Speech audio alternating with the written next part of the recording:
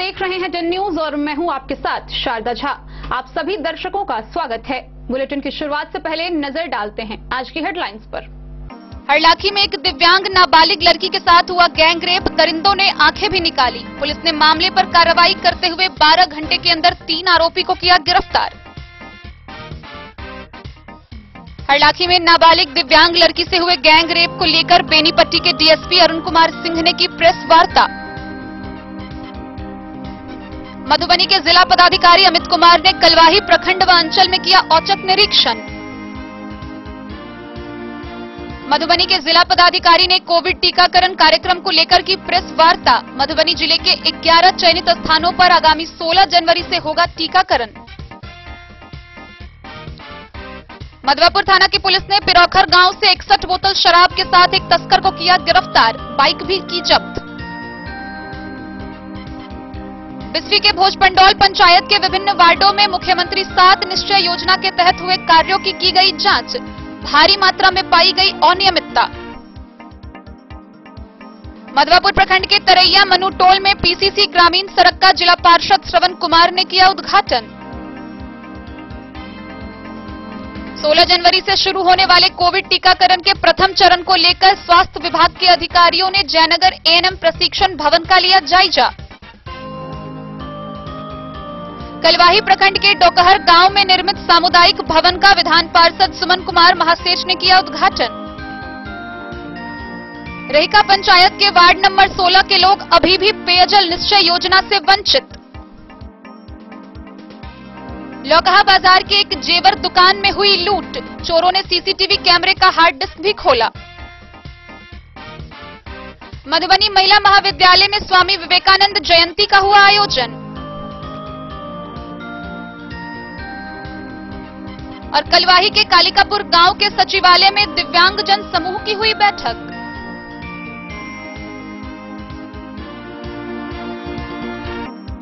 से मधुबनी जिला के हरलाखी प्रखंड में मानवता को शर्मसार कर देने वाली एक बेहद शर्मनाक घटना सामने आई है, जहां एक दिव्यांग नाबालिग लड़की के साथ गैंगरेप किया गया, साथ ही उसकी दोनों आंखें भी फोड़ दी गई। पीड़िता दिव्यांग है, वो न सुन सकती है न ही बोल सकती है और साक्ष्य छुपाने को लेकर उसकी आंखें भी अब फोड़ दी गई। हालांकि खबर मिलते ही पुलिस ने तत्परता दिखाते हुए कार्रवाई शुरू की और घटना के 12 घंटे के अंदर 3 आरोपी को गिरफ्तार कर लिया। इधर सोशल मीडिया पर भी यह वारदात को लेकर लोग आक्रोश जता रहे हैं और दरिंदों के लिए फांसी की सजा की मांग कर रहे हैं। हरलाखी थाना क्षेत्र के कौवाहा बरही गांव में दरिंदों ने एक 16 वर्षीय मूक बधिर नाबालिग लड़की के साथ गैंग रेप करके दोनों आंखें भी फोड़ हैवानियत की सारी हदें पार कर दी है। घटना मंगलवार के दोपहर की बताई जा रही है। स्थानीय मुखिया राम इकबाल मंडल से प्राप्त जानकारी के अनुसार पीड़ित दिव्यांग लड़की घर से बाहर गांव से पश्चिम बधार में बकरी चराने गई थी। उसके साथ गांव के और भी बच्चे गए हुए थे। करीब 2:30 बजे वहां से आकर एक बच्चे ने घटना के बारे में परिजनों को बताया। तब परिजनों ने उसकी खोजबीन शुरू की, जहां गांव से कुछ दूर बाद पड़ोस के गांव मनोहरपुर गांव के निकट चौर में पीड़ित लड़की बेहोश पाई गई। आनन फानन में परिजनों ने घायल अवस्था में पीड़ित दिव्यांग लड़की को उमगांव सीएचसी में भर्ती कराया, जहां चिकित्सकों ने लड़की की स्थिति नाजुक देखते हुए मधुबनी रेफर कर दिया। पीड़ित परिजनों ने बताया कि वह बोल नहीं सकती है, गूंगी और बहरी है, केवल वह अपराधियों को देखकर ही पहचान सकती थी। शायद इसी वजह से अपराधियों ने उसकी दोनों आंखें भी फोड़ दी। लड़की के कपड़े फटे हुए थे, नाजुक अंगों से खून निकल रहा था। ऐसा लग रहा था कि उसका रेप करने के बाद पहचान को छुपाने के लिए गांव के कुछ दरिंदों ने आंखें भी फोड़ दी है। इस संबंध में सीएचसी के चिकित्सकों ने बताया कि लड़की की आंख कोई नुकीली चीज से फोड़ दी गई है। एक आंख तो पूरी तरह फूटा हुआ है, जिससे फूटे आंख बह रहे हैं, दूसरा आंख भी फूटा हुआ है। बेहतर इलाज के लिए उसे आगे रेफर कर दिया गया है।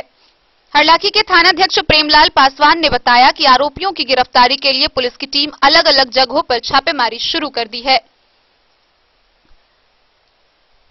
इस दौरान ग्रामीणों का कहना है कि दरिंदों ने शराब के नशे में इतने बड़ी घटना को अंजाम दिया है। जिस टोला के दिव्यांग के साथ यह घटना हुई है, वहां दर्जन भर से अधिक घरों में शराब की बिक्री धड़ल्ले से हो रही है और घटने में शामिल 2 दरिंदे भी उसी टोला का है। कहा कि टोला में आसानी से शराब मिल जाता है, जिस कारण आए दिन कुछ न कुछ घटना होती रहती है। शराब पियक्करों की तादाद इतनी बढ़ गई है कि महिलाएं तो शर्मसार होती ही है, बाकी शरीफ लोगों का भी जीना मुहाल हो गया है। वहीं पंचायत के मुखिया का आरोप है कि गांव के सभी शराब कारोबारियों का सूची पूर्व में थाना में दिया गया है, लेकिन कार्रवाई नहीं होने को लेकर इस प्रकार की घटनाएं हो जाती है। वहीं परिजन सांत्वना देने पहुंची लोजपा के राष्ट्रीय प्रवक्ता विकास मिश्र व जाप के प्रदेश प्रवक्ता प्रियाराज ने दोषियों को कठोर से कठोर सजा दिलाने की मांग प्रशासन से की है। उधर घटना की खबर आग की तरफ फैलते ही सोशल मीडिया के जरिए भी लोगों का आक्रोश व्यक्त करने लगे हैं। सोशल मीडिया के माध्यम से लोगों ने गिरफ्तार दरिंदे को फांसी की मांग कर रहे हैं, तो कुछ एनकाउंटर के साथ ही पीड़ित लड़की के जल्द ठीक होने की दुआएं मांग रहे हैं। पुलिस की तत्परता से इस घटना के 12 घंटे के भीतर 3 युवक की गिरफ्तारी हुई है। घटना के संबंध में एसडीपीओ अरुण कुमार सिंह व सर्कल इंस्पेक्टर राजेश कुमार ने कहा कि घटना के बाद हरलाखी खिरहर साहरघाट की पुलिस ने तत्परता के साथ छापेमारी कर 3 आरोपी को गिरफ्तार कर लिया है। गिरफ्तार युवक उसी गांव का लक्ष्मी मुखिया, कृष्णा मुखिया व लक्ष्मीपुर टोला निवासी राम अवतार मुखिया के रूप में बताया गया है। पेशेंट यहाँ पे आई है, उम्र करीब लगभग 20 साल की जो है, फिजिकल असॉल्ट और जो है उनको जो है दोनों बोथ आई जो है ट्रॉमेटिक आई करके आई थी और वो सीरियस कंडीशन में यहाँ पे आई है और उनको जो है अच्छे ट्रीटमेंट के लिए जो है उनको जो है यहाँ से जो है गायनी और ऑप्थेल्मो का ओपिनियन लेके जिनको रेफर किया जाएगा। कहाँ रेफर किया जाएगा? DMC higher centre. कंडीशन खराब है ना? Condition serious condition. आपका नाम क्या हो सर? डॉक्टर मुराद। निकले सुबह और नदी के पास गए थे पत्ता उत्ता तोड़ने के लिए, बकरी के लिए, तो वहाँ पे कोई नहीं था। इसको तो रेप करके बलात्कार करके दोनों आँख फोड़ दिया था। तब तक मैं गया तब कोई नहीं था। एक लड़का सिर्फ मिला, वो गांव का था, तो उसको ऊपर खून का छींटा हुआ पड़ा हुआ था, तो जान पहचान का ही आदमी था, तो मैं उसके ऊपर शक नहीं किया, तो उसको फिर बाद में थाना में केस कर दिया हूँ उसके ऊपर। पुलिस कार्रवाई की है? जी सर, इसको क्या आदमी को गिरफ्तार? एक ही आदमी था। कितना उम्र है पीड़िता का? लड़की का वहाँ तो 20 बताया है, आधार कार्ड के मालूम से करना पड़ेगा। आपका महिलाओं के लिए आप आवाज उठाने का काम करते हैं, यहाँ पर एक बार फिर से दिल को दहलाने वाली घटना सामने आ रही है, क्या कहेंगे आप? मेरे पास तो शब्द नहीं है बोलने के लिए कि मैं क्या करूँ। जिस तरह से घटना घट रही है यहाँ पे, बता नहीं सकती कि ये कितनी निंदनीय घटना है। और यहाँ पे एक छोटी सी बच्ची के साथ बलात्कार होता है, गैंगरेप होता है, उसके बाद उसका आंख भी निकाल लिया जाता है। एक तो बच्ची बोल नहीं सकती थी, सुन नहीं सकती थी, भगवान तो पहले से ही उनको ऐसे बना के भेजे थे, लेकिन उनके पास आंख था, वो आंख भी निकाल लिया। और यहाँ पे दिन दहाड़े शराब की बिक्री होती है। पुलिस को सब कुछ पता है, क्या नहीं पता है पुलिस को? सब कुछ यहाँ पे कमीशन पे चलता है। पुलिस को अगर ग्रामीण सूचना भी देती है कि यहाँ पे शराब मिलता है, इस घटना को आप शराब बिल्कुल शराब पीकर इस तरह की घटना होती। मैडम तो अभी बता रही थी कि जहाँ पे घटना घटी है वहाँ पे शराब की ढेर सारी बोतलें मिली है। अब क्या कह सकते हैं, किसी भी महिला के घर में, यहाँ की गरीब बस्ती है, किसी के घर में शौचालय नहीं होगा। बच्ची शाम के टाइम में शौचालय भी जाती है, तो क्या वो सुरक्षित है? बिल्कुल असुरक्षित है। हम मांग करते हैं उनको इनकाउंटर कर दिया जाए। अभी जो पुलिस उसको पकड़ के रखे हैं, डायरेक्ट उसको गोली मार देना चाहिए। 3 लोग पकड़े गए हैं, इसमें और भी लोगों की संलिप्तता है या वही 3 लोग हैं कांड में? नहीं, और भी लोग हैं उसमें। गैंगरेप हुआ है, पूरे टीम मिलकर गैंगरेप किया है। 3 लोग अभी पकड़े गए हैं और फरार है, हो सकता है और भी है। और इस तरह की घटना को अगर सरकार इग्नोर करती है या प्रशासन इग्नोर करती है, तो हम किसी को नहीं छोड़ेंगे, चाहे वो पुलिस हो, चाहे वो नेता हो, चाहे कोई हो, किसी को नहीं छोड़ने वाले। क्योंकि ये गरीब की बेटी है, किसी नेता की बेटी नहीं है, किसी अफसर की बेटी नहीं है। कि हम लोग इस आवाज को दबने नहीं देंगे। जहाँ तक की लड़ाई लड़नी पड़ेगी, हम लोग लड़ाई लड़ने के लिए तैयार है और लड़ेंगे भी। और एक बिहारी होने के नाते आप कितनी शर्मिंदगी महसूस कर रहे हैं? क्या कहे, शर्मिंदगी की बात कर रहे हैं। आंख उठा के हम सही से बात नहीं कर पा रहे कि मेरे गांव के नजदीक ही इस छोटी सी बस्ती में एक लड़की गूंगी बैठी तो पहले से ही थी, और उसके साथ इस तरह के घिनौना हरकत हुआ है, मैं शब्दों में नहीं बयां कर सकती।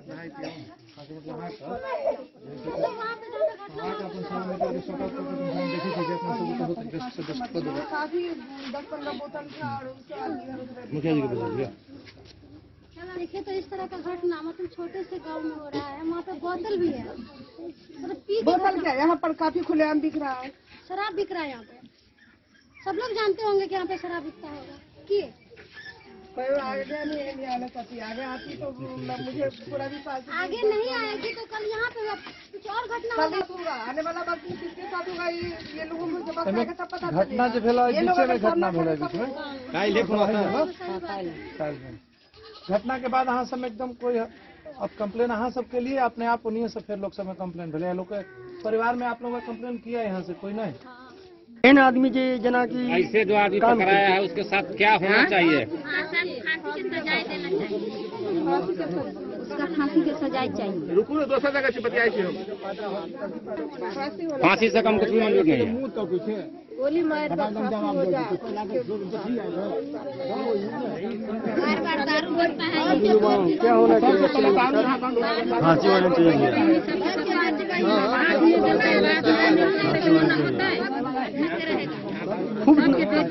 सबके बेटी बहन है, सबके बीबी है, किसका नहीं है? सबके है। होना है तो होना है सजाए। यहाँ पे दारू को भी आप लोग मुहिम नहीं छेड़ते, इसके लिए कहते नहीं आप लोग? इतना दारू भी बिक रहा है टोला में, जिसके कारण बताया जाए यहाँ पे कोई कानून नहीं। दारू पी के लोग के गाड़ी पड़ता है, मारता है, गरियाता है, सब कुछ करता है।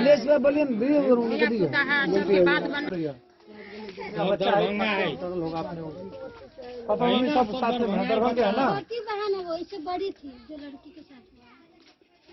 सबको अभी दरभंगा हम लोग निकलिए रहे, अभी दरभंगा जा ही रहे डीएम से। देखिए आप लोग भी चुप मत बैठिए। देखिए आवाज तो उठो पर अगर एक बेटी अगर मजबूत है तो फिर दूसर बेटी ला सवाल खड़ा हो जाए। तो हिम्मत तो सबके करो पड़ते में। केकरो बेटी अपन बेटी जगह जितनी समझ लगवे हम सब समाज अपने आप ठीक होते। ऐसा बड़का आप जघन अपराध की होती पहले से हो बाप रे बाप सुन का भी जो चीज सुन का भी डर लग रहा है। दुर्दशा भी देखबी बाप रे, देखल नहीं जाइए हम दशा ही होगा। चलो हम सब एक बार पहले हॉस्पिटल चली। घन्य अपराध समाज में जब मनुष्य जानवर को लोग उदाहरण देते थे कि मनुष्य जानवर बन गया, इतना घटिया कृत्य तो जानवर भी नहीं करता।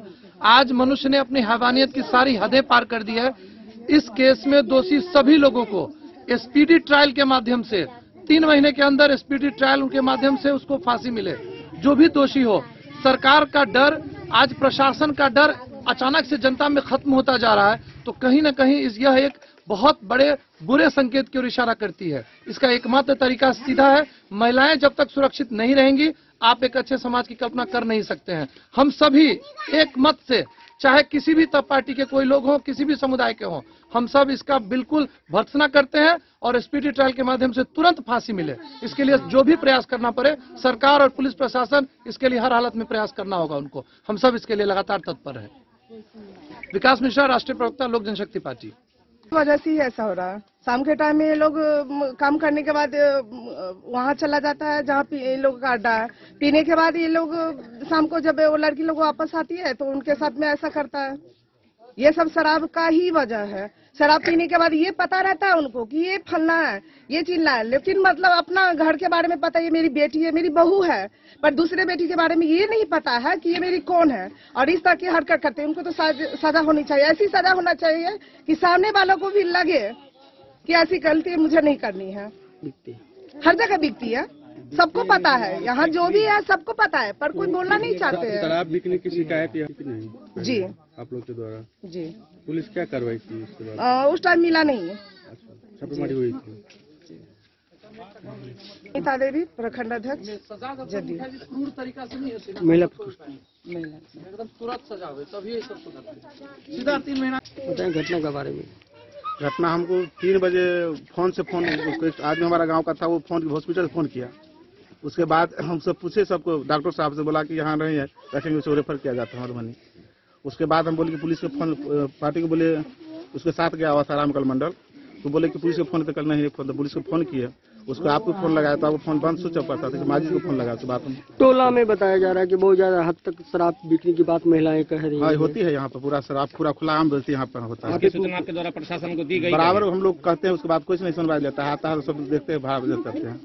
अब तक प्रशासन की तरफ से शराब जो कांड में जो तस्कर हैं या जहां शराब बिकती है उस और प्रशासनिक पदाधिकारी या स्थानीय थाना स्तर से किसी भी तरह के कोई कार्य अभी तक नहीं हो पाया। नहीं हो रहा है। उसको नाम लिखा हुआ है, थाना में सबको नाम एंट्री है, उस पर कोई कार्रवाई नहीं किया जाता। उस पर क्या हम लोग प्रशासन को कहते हैं कि प्रशासन को थाना में नाम रखा लिखा हुआ है, उस पर प्रशासन को कार्रवाई करवाना चाहिए ना। हम लोग कहते हैं उसको लोग कुछ आंख में चोली करता है। क्या लगता है मुखिया जी की शराब की बिक्री की वजह से, शराब की बिक्री की वजह से ऐसा घटना हुआ है, ऐसा इस पूर्व में और भी दूसरा घटना हुआ है। यहाँ आपका घटना दारू पी के फांसी लगा मरा था, उसका पत्नी ऐसा विवाद में मर गया हुआ यहाँ पर। ऐसे दरिंदों को क्या होना चाहिए? इसको फांसी की सजा होना चाहिए। आप लोग क्या मांग कर रहे हैं दरिंदा के? हरलाखी से संजय राउत की रिपोर्ट। हरलाखी के एक गांव में दरिंदगी की सभी हदें पार कर नाबालिग लड़की से गैंग रेप कर उसकी आंखें फोड़ देने के मामले को लेकर बेनीपट्टी के डीएसपी अरुण कुमार सिंह ने प्रेस वार्ता की। गौरतलब है कि इस मामले में 12 घंटे के अंदर पुलिस ने 3 आरोपी को गिरफ्तार कर लिया है। घटना घटी थी कोहा गांव में,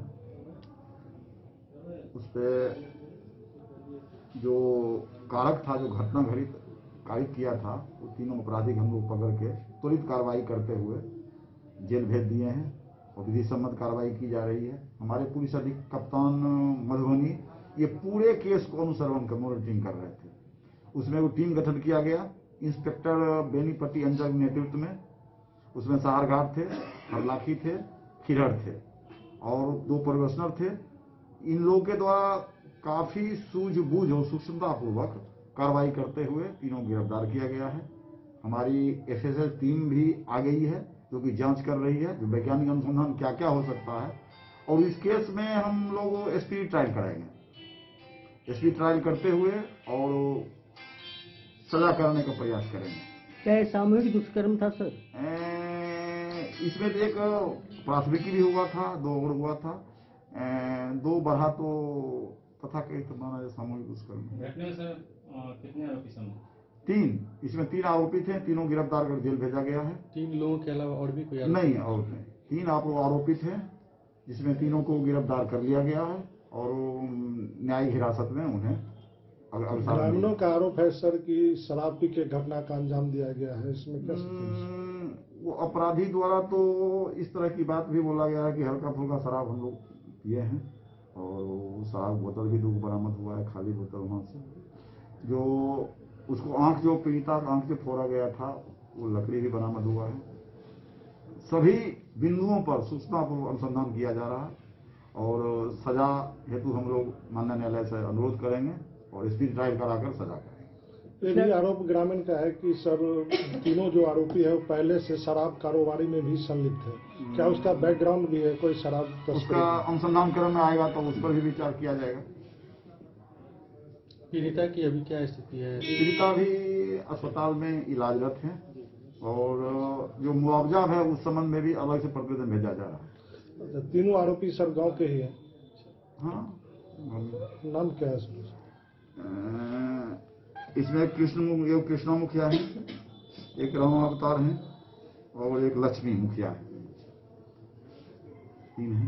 एक लक्ष्मी को बताया जा रहा है। एक को वहाँ बढ़ी के हैं, 2 को वहाँ बढ़ी के हैं और एक है लक्ष्मीपुर के। समय क्या है सर? कल दिन में घटना घटी थी।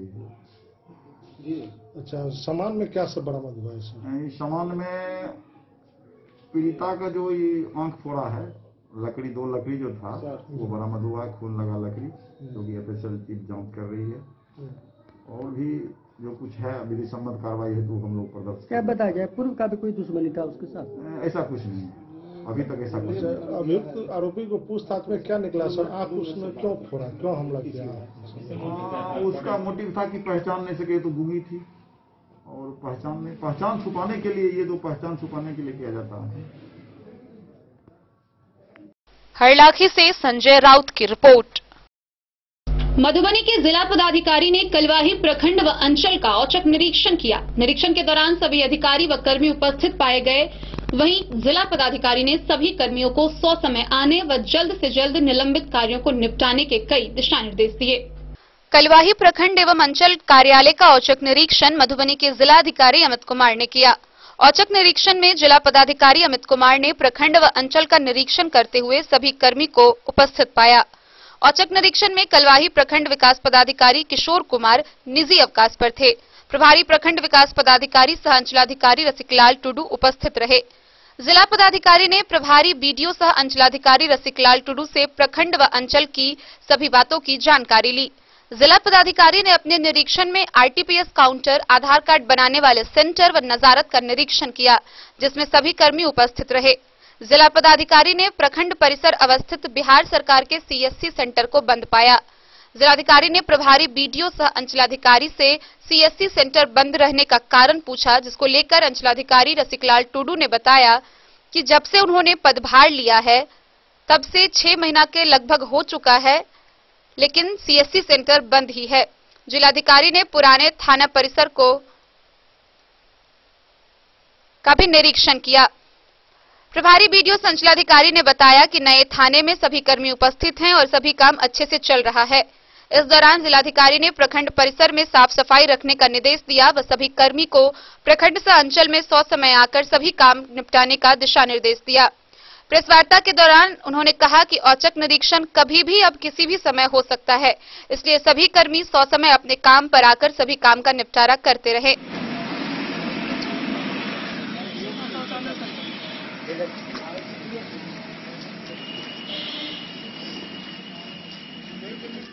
कलवाही से सरमोद लाल दास की रिपोर्ट।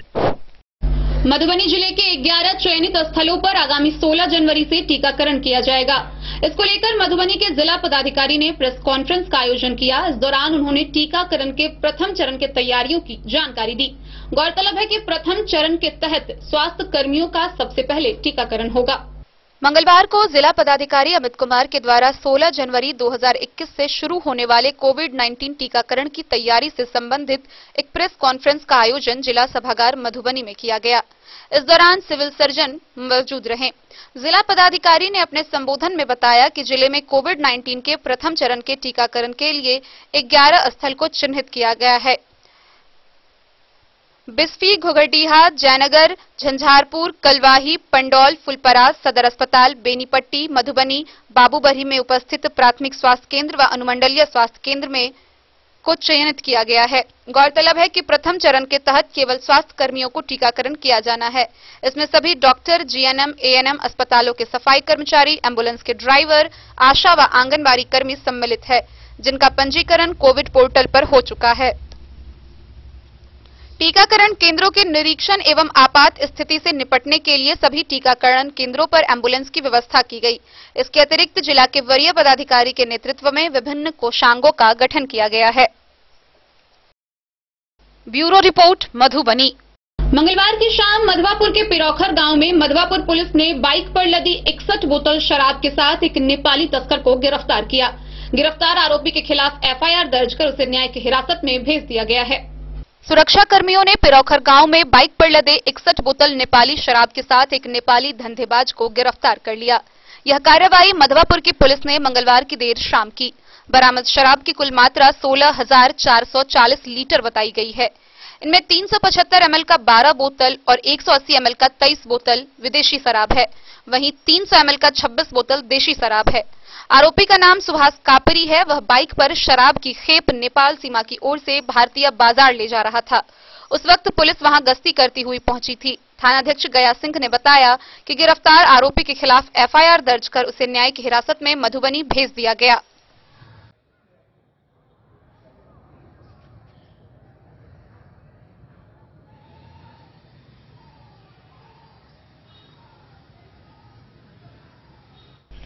मधवापुर से शत्रुमर्दन कुमार की रिपोर्ट। बिस्फी प्रखंड के भोज पंडौल पंचायत के विभिन्न वार्डों में मुख्यमंत्री 7 निश्चय के तहत हुए कार्यों की जांच की गई। जांच के दौरान वार्ड नंबर 12, 13 व 14 में बनाए गए पीसीसी सड़क तथा नल जल योजनाओं में भारी अनियमितता पाई गई। अनुमंडल लोक शिकायत पदाधिकारी के निर्देश पर बिस्फी प्रखंड क्षेत्र के भोज पंडौल पंचायत के विभिन्न वार्डों में मुख्यमंत्री 7 निश्चय योजना के तहत हुए कार्यों की जांच मंगलवार को की गई। जांच के लिए बीडीओ अहमद अब्दाली के द्वारा तकनीकी सहायक पंकज कुमार व लेखापाल रविभूषण राउत की प्रतिनियुक्ति की गई थी। जांचकर्ता के द्वारा वार्ड संख्या 12, 13 व 14 में मुख्यमंत्री 7 निश्चय योजना के तहत बनाए गए पीसीसी सड़क तथा जल नल योजनाओं में बरती गई अनियमितता की जांच की गई। साथ ही वार्ड संख्या 8 में पीसीसी सड़क की भी जांच की गई। वार्ड संख्या 12 में मोहम्मद हसन के घर से डॉक्टर सिकंदर के घर तक तथा मुर्तुजा के घर मोहम्मद कलाम के घर तक बनाए गए पीसीसी सड़क में घोर अनियमितता की बात सामने आई। जांच के दौरान सड़क की ढलाई 1 से 2 इंच पाया गया। वहीं वार्ड संख्या 12 सहित अन्य वार्डों में 7 निश्चय योजना के तहत जल नल योजना में डी ग्रेड का पाइप उपयोग करने व योजना पूर्ण होने के बाद भी लाभुकों के घर में अभी तक नल नहीं लगाने व पानी का सप्लाई नहीं होने की बात सामने आई है। जबकि वार्ड संख्या 8 में पीसीसी सड़क में गुणवत्ता का कोई ख्याल नहीं रखने सड़क से गिट्टी उड़ जाने की बात सामने आई है। जांचकर्ता ने बताया कि लोक शिकायत में दायर परिवाद के आलोक में बीडीओ बिस्फी के निर्देश पर पंचायत के विभिन्न वार्डों में जांच किया गया। जांच के दौरान विभिन्न योजना में घोर अनियमितता की बात सामने आई है। उन्होंने कहा कि जांच प्रतिवेदन बिस्फी बीडीओ को सौंपा जाएगा। गौरतलब है कि पंचायत के विभिन्न वार्डों में मुखिया के मिलीभगत से की गई लूट खसोट को लेकर राजकुमार सहनी व बालेश्वर भारती के द्वारा परिवाद दायर किया गया था। दायर परिवाद की सुनवाई के बाद लोक शिकायत पदाधिकारी के द्वारा बीडीओ बिस्फी को 13 दिनों के अंदर जांच कर प्रतिवेदित किए जाने का निर्देश दिया गया था। जांच के दौरान परिवादी सहित कई ग्रामीण मौजूद थे।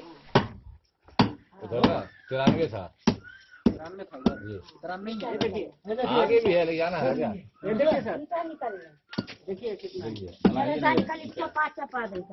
और चलिए आगे दिखा देते हैं हम आपको।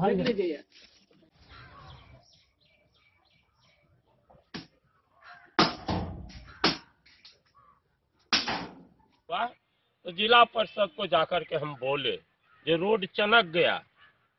जिला परिषद आकर के देखा। अब उसके बाद में वो टेलीफोन किया, कहाँ किया नहीं किया ये हमको मालूम नहीं है। यहीं से है टेलीफोन किया तो कहा जो रिपेयरिंग हो जाएगा। अभी तक रिपेयरिंग होता ही है और देख लीजिए बिल्कुल खरंजा दिख रहा है। पुला तक रोड बनने के कितना दिन बाद रोड चनक गया। ये कौन सा योजना से बना है पता है? जानकारी वार्ड नंबर 15 रोज के बाद में रोड चनक गया। मालूम होने ही नहीं देता है क्या है नहीं है। जो उसके पास क्या नाम है बाबा? या तो हो सकता है मनरेगा से बना हो। वहाँ के नाम की है? जगन्नाथ झा। हो सकता है मनरेगा। वार्ड नंबर कितने? वार्ड नंबर 8 से। 7 से तो नहीं था 16 में। पंचायत के नाम? दूसरा योजना से बना भोज पंडौल। तब ये दूसरा योजना से बना है। मुखिया ही बनाया है अपने खुद बनाया। बिस्फी से सत्यनारायण यादव की रिपोर्ट। मधवापुर प्रखंड के तरैया मनुटोल में हीरालाल मंडल के घर से शिवलाल मंडल के घर जाने वाली पीसीसी ग्रामीण सड़क का उद्घाटन जिला पार्षद श्रवण कुमार ने किया। सड़क की कुल लागत 4,75,440 रुपए बताई गई है। मधवापुर प्रखंड के तरैया मनुटोल में 4,75,440 रुपए की लागत से बनी पीसीसी ग्रामीण सड़क का उद्घाटन जिला पार्षद श्रवण कुमार ने किया। पंचम वित्त आयोग 2019-20 योजना से यह सड़क जिला पार्षद की अनुशंसा पर बनाई गई है। हीरालाल मंडल के घर से शिवलाल मंडल के घर की ओर जाने वाली सड़क उद्घाटन के मौके पर जिला पार्षद ने ग्रामीणों की एक नुक्कड़ सभा को संबोधित किया। उन्होंने कहा कि जिला परिषद क्षेत्र संख्या 4 के सभी गांवों में बारी बारी से विकास योजना के तहत कार्य कराना उनकी पहली प्राथमिकता है।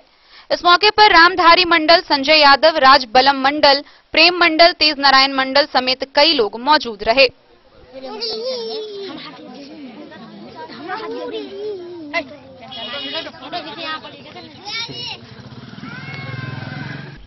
मधवापुर से शत्रुमर्दन कुमार की रिपोर्ट। खबरों का सिलसिला जारी रहेगा। जल्द ही लौटेंगे एक ब्रेक के बाद। आप बने रहिए हमारे साथ।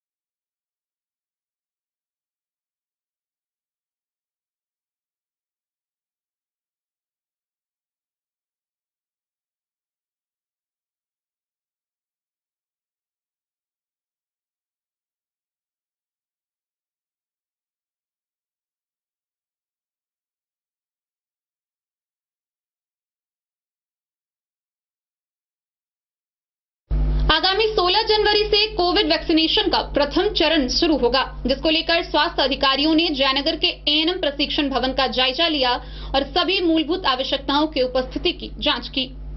आगामी शनिवार से कोविड-19 का प्रथम चरण शुरू किया जाएगा, जिसकी तैयारी को लेकर जयनगर अनुमंडल अस्पताल के उपाधीक्षक डॉक्टर कुमार रोनित, स्वास्थ्य प्रबंधक अर्चना भट्ट समेत अन्य स्वास्थ्य कर्मियों ने बुधवार को एएनएम प्रशिक्षण भवन का जायजा लिया। डॉक्टर कुमार रोनित ने बताया कि टीका के रखरखाव व टीकाकरण स्थल का निरीक्षण किया गया है। सरकार के गाइडलाइन के अनुसार कोविड-19 टीकाकरण का पहला चरण में स्वास्थ्य सेवा से जुड़े चिकित्सक, नर्स, पैरामेडिकल कर्मी, स्वास्थ्य केंद्र पर तैनात सुरक्षा गार्ड, सफाई कर्मियों के साथ स्वास्थ्य सेवा से जुड़े आंगनबाड़ी केंद्र की सेविका, सहायिका व आशा कार्यकर्ताओं का टीकाकरण किया जाएगा। उन्होंने कहा कि पहला टीका लगाने वाले लोगों को पुनः 28वें दिन दूसरा टीका लगाया जाएगा। टीका लेने वाले व्यक्ति को लगभग 45 दिनों तक कोविड-19 से बचाव के लिए जारी गाइडलाइन का अनुपालन करना आवश्यक है। हम लोग का 5 रूम तैयार हो चुका है, जिसमें एएनएम रहेगी, डॉक्टर्स रहेंगे और स्टाफ सब रहेंगे, जिसमें यहीं पर टीकाकरण का प्रारंभ किया जाएगा 16 तारीख से और यहीं टीका देना है। उसकी तैयारी हो चुकी है। अब तक रजिस्ट्रेशन कितने हुए सर? रजिस्ट्रेशन 627 रजिस्ट्रेशन हो चुके हैं स्वास्थ्य कर्मी जी। पहले चरण में किन लोगों को दिया जाएगा सर? पहले क्रम में स्वास्थ्य कर्मी, फ्रंटलाइन वर्कर को दिया जाएगा।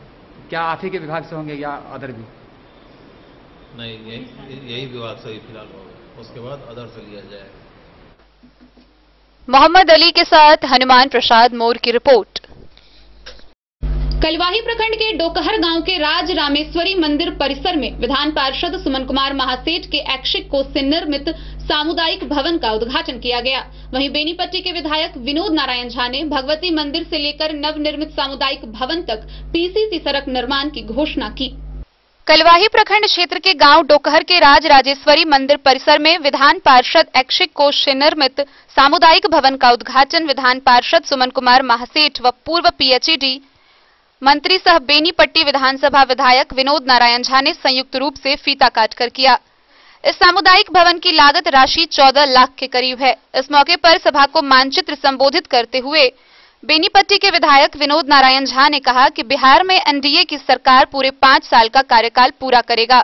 जिस तरह 2005 से 2010 तक एनडीए सरकार ने अपने 5 साल का कार्यकाल पूरा किया, उसी तरह वर्तमान एनडीए सरकार भी अपने 5 साल के कार्यकाल को पूरा करेगा व विकास की गंगा बहेगी। वहीं बेनीपट्टी के विधायक विनोद नारायण झा ने हर भगवती स्थान के प्रांगण में मंदिर के आगे जर्जर धर्मशाला एवं मंदिर से लेकर नवनिर्मित सामुदायिक भवन तक पीसीसी सड़क निर्माण की घोषणा की। हाथ नीचा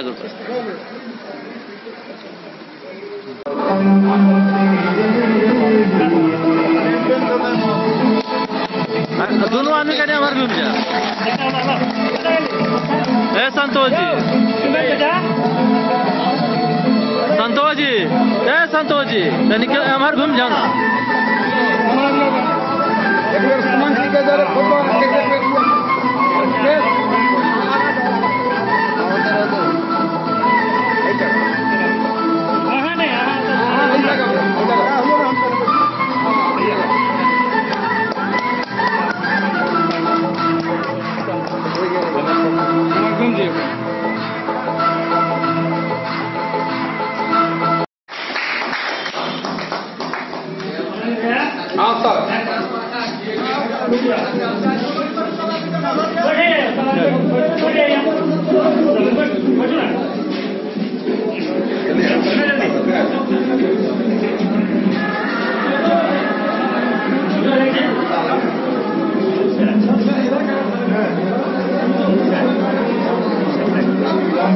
आदरणीय संतोष भगत जी, संचालनकर्ता मंडल के सम्मानित महामंत्री आदरणीय अमरिंदर जी, मंच पर विराजमान हमारे सबके अभिभावक, मिथिला के सपूत, भारतीय जनता पार्टी के कद्दावर नेता और विकास पुरुष आदरणीय विनोद नारायण झा जी, हमारे सबके विधान पार्षद आदरणीय सुमन कुमार महासेठ जी, मंच पर विराजमान बेनीपट्टी मंडल के सम्मानित अध्यक्ष विमल जी, मंच पर विराजमान मंदिर कमेटी के अध्यक्ष महोदय विष्णुदेव जी अगर विशेष बात नहीं कहे, हम यहाँ सबके तरफ से माननीय विधान पार्षद जी के बहुत बहुत धन्यवाद देती, कलवाही मंडल के तरफ से धन्यवाद देती।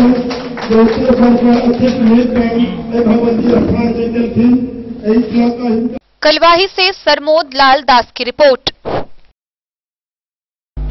रहिका प्रखंड के रहिका पंचायत के वार्ड नंबर 16 के लोग अभी भी पेयजल निश्चय योजना से वंचित हैं।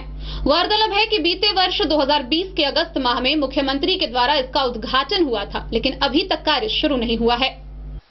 रहिका पंचायत के वार्ड नंबर 16 में मुख्यमंत्री ग्रामीण पेयजल निश्चय योजना के तहत पूरे वार्ड के लोगों को नल जल का पानी पहुंचाना था।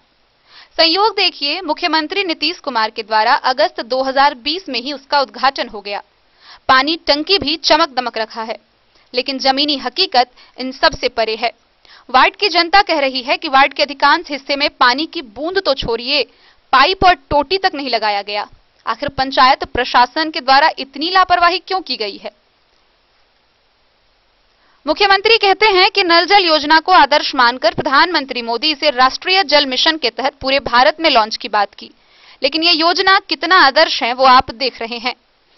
जब इस बाबत प्रखंड पंचायती राज पदाधिकारी से पूछा गया तो उन्होंने कहा कि योजना का उद्घाटन तो हो गया है, लेकिन अभी एमबी बुक नहीं हुआ है। दोषी के ऊपर कार्रवाई होगी व बाकी बचे भागों में जल्द से जल्द कार्य पूरा किया जाएगा। यहाँ पानी नहीं आ रहा है, कितना पाइप बिछाया गया है नल जल योजना के तहत बिछाया गया है।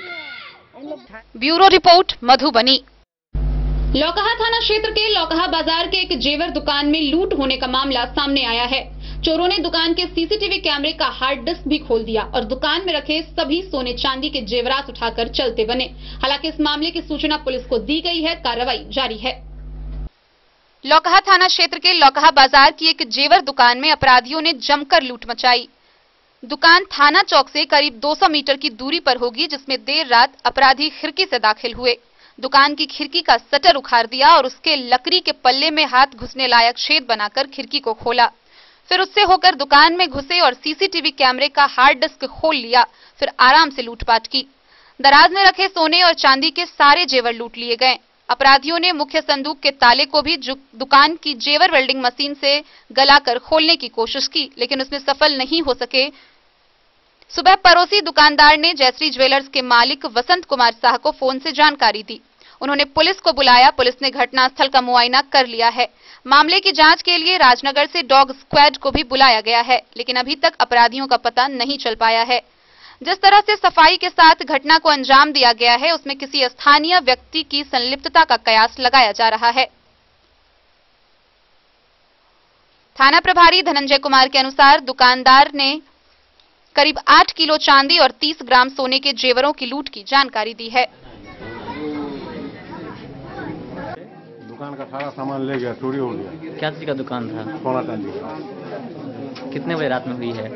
कितने बजे रात में हुआ है, इसका जानकारी कैसे हमको मिलेगा? हम यहाँ पर थोड़ा रहते हैं। कैसे आपको जानकारी मिला? बगल वाला हमको पड़ोसी बोला, फोन करके 6 बजे हमको फोन किया, हम आए।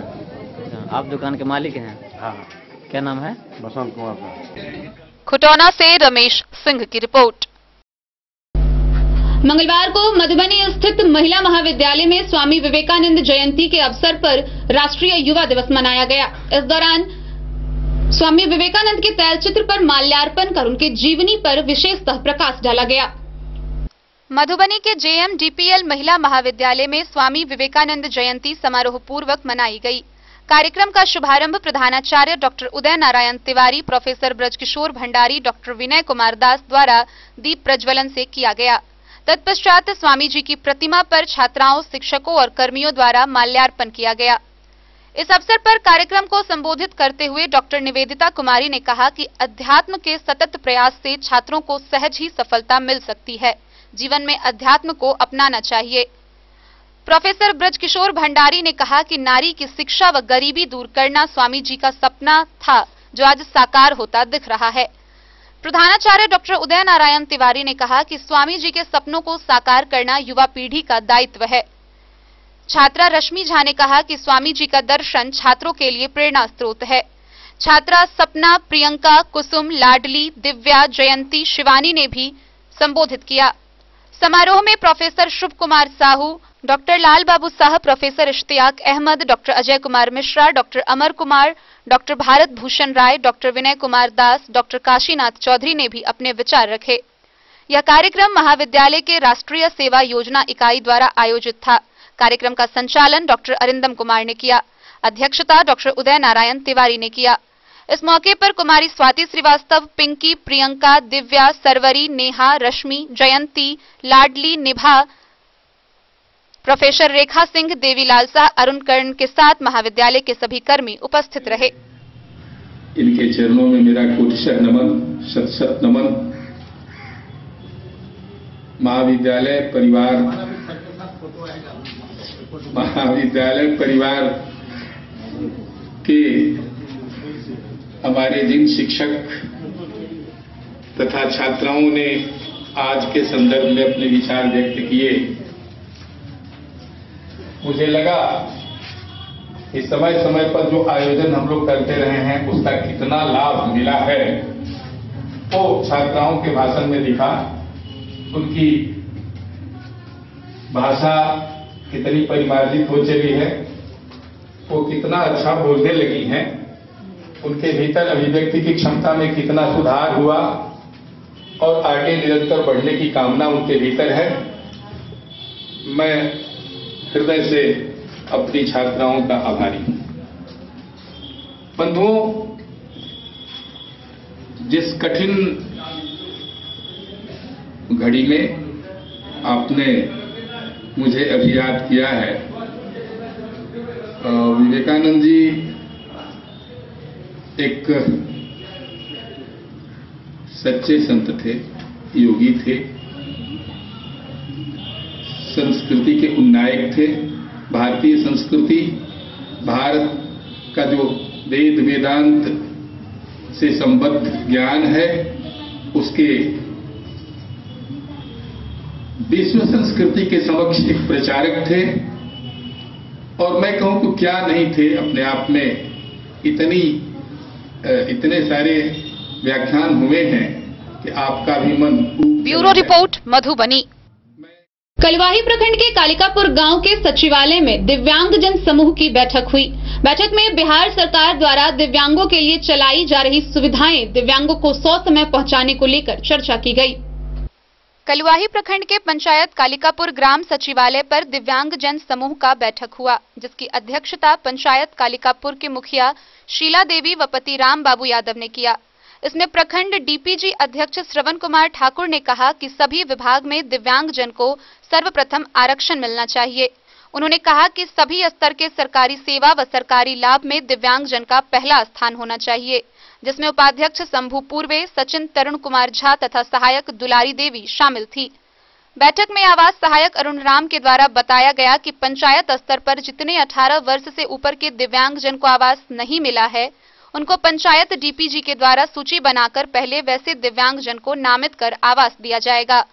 18 वर्ष के ऊपर वाले दिव्यांगजन को मनरेगा से जॉब कार्ड बनाकर दिया जाएगा। मनरेगा से जॉब कार्ड के आधार पर उसके अनुरूप उनको काम मिलेगा। जिन दिव्यांगजनों का शौचालय बनकर तैयार है, शौचालय का राशि का भुगतान नहीं हुआ है, उनका शौचालय का भुगतान किया जाएगा। दिव्यांगजनों के प्रमाण पत्र, आईडी कार्ड व सुविधा बिहार सरकार की ओर से मिलता है। वह सुविधा अगर उनको नहीं मिला है तो वह भी प्रदान किया जाएगा। इन सारे बिंदुओं पर बैठक में चर्चा किया गया। बैठक में पंचायत कलिकापुर की मुखिया शीला देवी, मुखियापति राम बाबू यादव, सरपंच हीरालाल मंडल, एएनएम रिंकी कुमारी, किसान सलाहकार चुल्हाई पासवान, रोजगार सेवक राजीव कुमार, आवास सहायक अरुण राम, वार्ड सदस्य राम कुमार शर्मा, सुमित राम, विभा देवी, पूर्णी देवी सहित पंचायत के सभी गणमान्य लोग मौजूद रहे।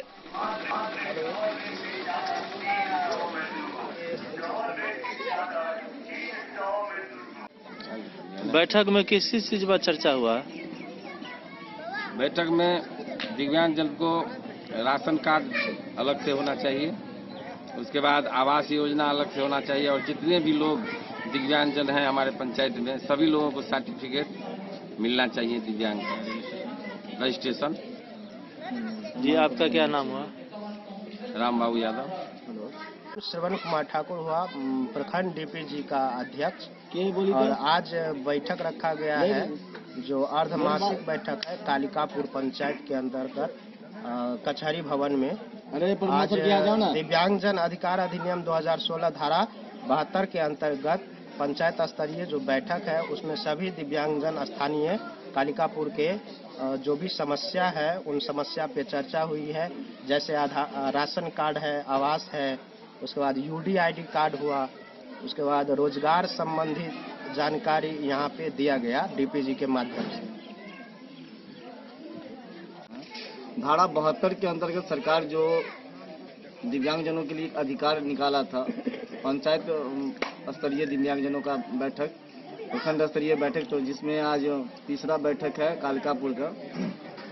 जो पंचायत स्तरीय बैठक होनी है महीना में 2 बार मुखिया जी की अध्यक्षता में, उसी पर प्रमाण पत्र के लिए, राशन कार्ड हो, शौचालय निर्माण के लिए, अन्य जो भी हमारे दिव्यांगजनों की योजना है उस पर चर्चा किया गया।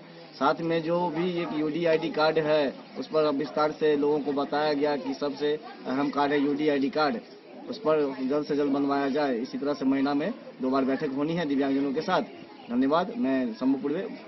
कलवाही से सरमोद लाल दास की रिपोर्ट।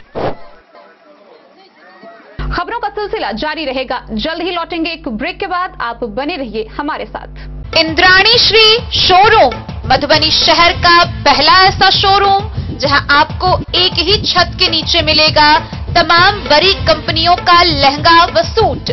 तो शादी, मुंडन, उपनयन जैसे समारोह में आपको कहीं और जाने की जरूरत नहीं। उचित मूल्य के साथ अपने शहर में आप पाएंगे एक से बढ़कर एक डिजाइन का लहंगा व सूट। तो आज ही पधारे इंद्राणी श्री शोरूम। हमारा पता है Indrani Shri showroom, Shankar Chowk, Madhubani. Shakuntala sales DG world. Shakuntala sales DG world, यहाँ आपको मिलेगा हर तरह का इलेक्ट्रॉनिक होम अप्लायंसेज। जी हाँ, घर के जरूरत और ऐशो आराम के सभी इलेक्ट्रॉनिक उपकरण यहाँ उपलब्ध हैं। उचित मूल्य के साथ विभिन्न कंपनियों के सामानों के लिए डीजी वर्ल्ड देता है आपको विश्वसनीयता की पूरी guarantee. Whirlpool, Godrej, LG, Samsung, Sansui, Videocon सहित कई और कंपनियों के सामान उचित मूल्य पर प्राप्त करें। इतना ही नहीं, AC, LED, cooler, refrigerator, washing machine, Triveni अलमीरा, चिमनी, लैपटॉप और मोबाइल के लिए आपको कहीं और जाने की जरूरत नहीं। तो आइए शकुंतला सेल्स डीजी वर्ल्ड और अपने मनपसंद सामानों की खरीदारी कर अपने घर ले आइए। पता याद रखें, Shakuntala sales DG world, head post office road, Madhubani.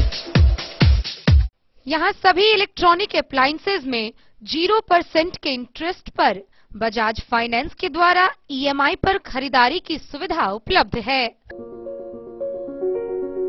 Test book presents test book pass for all government job aspirants. तो चाहे आप ऑनलाइन कोर्सेज की हेल्प से अपने कॉन्सेप्ट्स क्लियर करना चाहते हैं या ऑनलाइन मॉक टेस्ट से प्रैक्टिस करना चाहते हैं, तो test book pass is for you.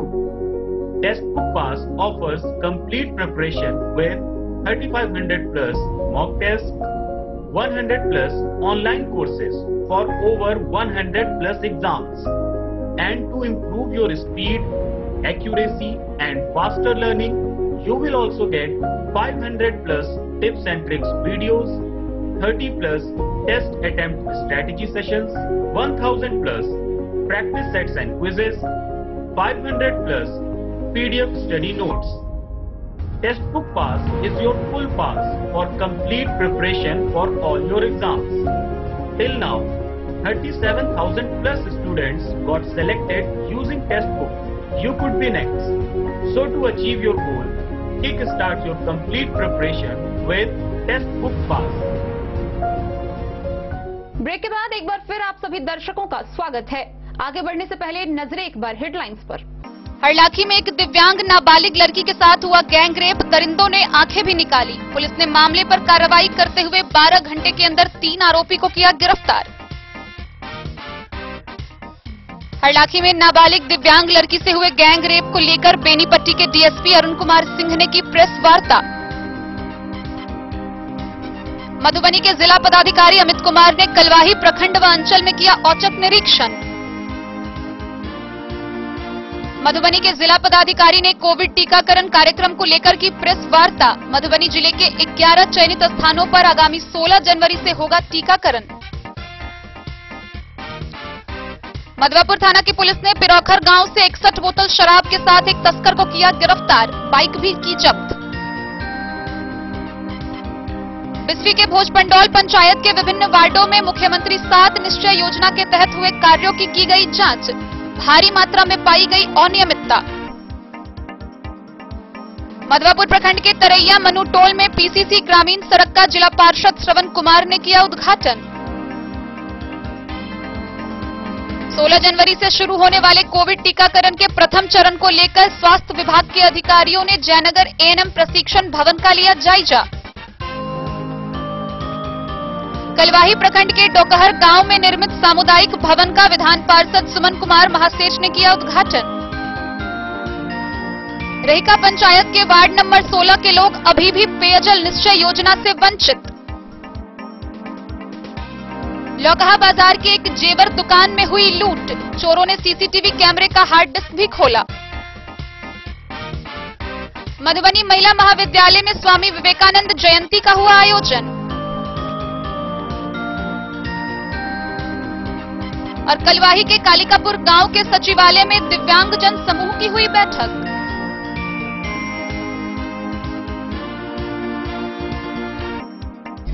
Madhubani के बरहोलिया निवास से बिहार प्रादेशिक मारवाड़ी सम्मेलन के द्वारा 200 गरीब असहायों के बीच कंबल वितरण किया गया।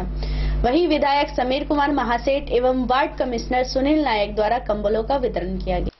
बिहार प्रादेशिक मारवाड़ी सम्मेलन की मधुबनी शाखा के द्वारा प्रत्येक वर्ष की तरह इस वर्ष भी करीब 200 गरीब और असहायकों के बीच कंबल का वितरण बिमल बहरोलिया के निवास से किया गया। विधायक समीर कुमार महासेठ और वार्ड कमिश्नर सुनील नायक कंबलों का वितरण करते हुए कहा कि मारवाड़ी सम्मेलन की तरफ से किया जा रहा है। यह काम सराहनीय और समाज के लिए, अपने लोगों के लिए अनुकरणीय है। इस भीषण ठंड में मारवाड़ी समाज के द्वारा जो किया जा रहा है, इस काम के लिए उन्होंने समाज के पदाधिकारी व सदस्यों को धन्यवाद दिया। बिहार प्रादेशिक मारवाड़ी सम्मेलन के स्थानीय अध्यक्ष प्रोफेसर प्रेम बरौलिया और सचिव गुरुशरण सर्राफ ने भी अपने विचार व्यक्त करते हुए कंबल। पंडौल के एमएलएस कॉलेज सरिसप पाही के सभागार में स्वामी विवेकानंद जयंती राष्ट्रीय युवा दिवस के रूप में मनाया गया। सभा में उपस्थित सभी लोगों ने स्वामी विवेकानंद के तैल्य चित्र पर माल्यार्पण कर श्रद्धांजलि अर्पित की। अयाची नगर युवा संगठन द्वारा एमएलएस कॉलेज सरिसप पाही के सभागार में स्वामी विवेकानंद जयंती राष्ट्रीय युवा दिवस के रूप में मनाया गया। कार्यक्रम की अध्यक्षता प्रभारी प्रधानाचार्य प्रोफेसर कृष्णकांत झा द्वारा किया गया। उन्होंने कहा, युवा को जाति धर्म से उठकर राष्ट्र निर्माण में अग्रसर रहना चाहिए। कार्यक्रम के शुरुआत में सभागार में उपस्थित लोगों के द्वारा स्वामी विवेकानंद के छायाचित्र पर माल्यार्पण के साथ पुष्प अर्पित किया गया। अतिथि के रूप में डॉक्टर अजीत मिश्र, डॉक्टर दिनेश्वर पासवान, कृपानाथ मिश्र उपस्थित रहे। वहीं मंच संचालन संगठन संस्थापक विक्की मंडल द्वारा किया गया। उन्होंने कहा, स्वामी विवेकानंद करोड़ों युवाओं के प्रेरणा स्रोत हैं। निश्चित रूप से सभी को उनके विचारों को अपनाना चाहिए। कार्यक्रम संबोधन डॉक्टर सरजू यादव, डॉक्टर सरिता कुशवाहा, डॉक्टर प्रमोद गांधी, डॉक्टर देवेश पांडे समेत कई लोगों द्वारा किया गया। Bureau report, Madhubani. जयनगर के अनुसूचित जनजाति और अधिसूचित जाति कार्यालय में 1 दिवसीय फुटबॉल मैच की तैयारी को लेकर पदाधिकारी एवं खिलाड़ियों के साथ बैठक आयोजित की गई। टाउन क्लब का टीम मैनेजर वार्ड पार्षद गणेश पासवान को मनोनीत किया गया। प्रत्येक वर्ष की तरह इस वर्ष भी जयनगर टाउन क्लब के तत्वाधान में 1 दिवसीय फुटबॉल मैच का आयोजन किया जाएगा। बुधवार को स्थानीय शहीद चौक स्थित अधिसूचित जाति अनुसूचित जनजाति कार्यालय में टाउन क्लब के अध्यक्ष सह मुख्य पार्षद कैलाश पासवान की अध्यक्षता में मैच की तैयारी को लेकर पदाधिकारी और खिलाड़ियों के साथ एक बैठक आयोजित की गई। बैठक में सर्वसम्मति से जयनगर टाउन क्लब का टीम मैनेजर के रूप में वार्ड पार्षद गणेश पासवान को मनोनीत किया गया। अध्यक्ष कैलाश पासवान ने जानकारी देते हुए कहा कि इस वर्ष भी गणतंत्र दिवस के अवसर पर +2 हाई स्कूल मैदान में 26 जनवरी को 1 दिवसीय लक्ष्मी मंडल व Bablu Chaudhary memorial final football match व जिला फुटबॉल लीग के आयोजन को लेकर विचार विमर्श किया गया। मौके पर उद्धव कुंवर, राहिल, सुरेश पासवान, इफ्तिखार, पशुपति, सुभाष, सोनी, भुवनेश्वर दास समेत अन्य लोग मौजूद रहे। पहले नव वर्ष का शुभकामना देते हैं। जयनगर टाउन क्लब खिलाड़ियों एवं पदाधिकारियों का एक बैठक शहीद चौक अनुसूचित जाति भवन में हो रहा है। हम जयनगर टाउन क्लब के अध्यक्ष टाउन क्लब के अध्यक्ष सह मुख्य पार्षद नगर पंचायत जयनगर कैलाश पासवान 26 जनवरी और 15 अगस्त को प्रत्येक वर्ष जयनगर टाउन क्लब के द्वारा एक दिवसीय फुटबॉल मैच का आयोजन हो रहा है और इस वर्ष लक्ष्मी मंडल एवं बबलू चौधरी मेमोरियल एक दिवसीय फाइनल फुटबॉल मैच का आयोजन रखा गया है। मुंगेर 11 फुटबॉल क्लब मुंगेर और जयनगर टाउन क्लब के बीच से उच्च विद्यालय जयनगर क्रीड़ा मैदान में समय 2:30 बजे से खेला जाएगा। इसी संदर्भ में जयनगर टाउन क्लब का बैठक रखा गया है और सर्वसम्मति से यह मैच का जयनगर टाउन क्लब के पदाधिकारी और खिलाड़ी ने मैच कराने का स्वीकृति प्रदान किया गया। इसके लिए हम सभी खिलाड़ियों और जयनगर के गणमान्य व्यक्ति फुटबॉल प्रेमी सभी को हम बहुत बहुत आभार प्रकट करते हैं और नव वर्ष की शुभकामनाएं। मोहम्मद अली के साथ हनुमान प्रसाद मोर की रिपोर्ट। मधुआपुर के रेमा गांव में 3 दिवसीय श्री राम कथा संगीतमय झांकी महोत्सव संपन्न होने के मौके पर विदाई कार्यक्रम का आयोजन किया गया। इस दौरान कलाकारों को अंग वस्त्र देकर उन्हें ससम्मान विदा किया गया। मधवापुर प्रखंड के रैमा में 3 दिवसीय श्रीराम संगीतमय झांकी महोत्सव संपन्न होने के बाद विदाई कार्यक्रम किया गया।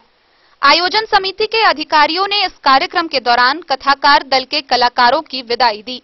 आयोजक मंडल के लोगों ने कलाकारों को अंग वस्त्र देकर उन्हें सम्मानित किया। विदाई के भावुक माहौल में मौके पर मौजूद दोनों पक्ष के लोगों की आंखें नम हो गई।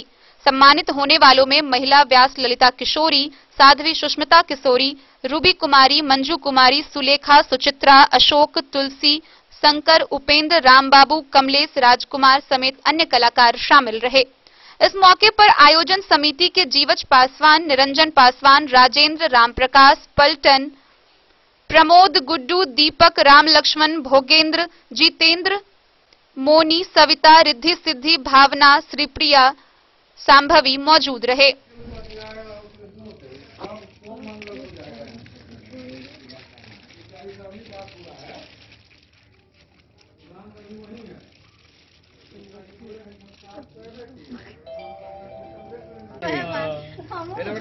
कोई बात तो नहीं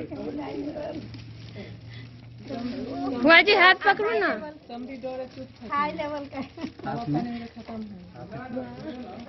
यो दुखदाई समझ चलिए आले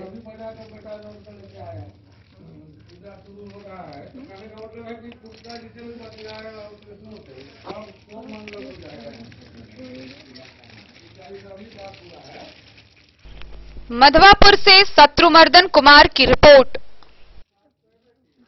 आगामी 14 जनवरी को मकर संक्रांति पर्व मनाया जाएगा। मकर संक्रांति महापर्व को लेकर पंडित पंकज झा शास्त्री ने पर्व के महत्व के बारे में जानकारी दी है।